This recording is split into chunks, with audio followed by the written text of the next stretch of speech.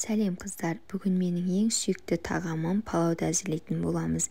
Ең алдымен пиязымызды осылай турап аламыз және сәбізімізді өте ұсақ емес, өте ірі емес, бір көлемде турауымыз керек. Тамақтың әдемі көрінуі осы сәбізге байланысты қыздар. Ең алдымен қазанымызға майды құйып жақсылап қыздырып аламыз және осылай пиязымызды жақсылап қызарғанша қуырамыз. Тамақтың дәмді шығуы осы пияз бен еттің қуырылуына байланысты және тамағымызға әдемі рең береді.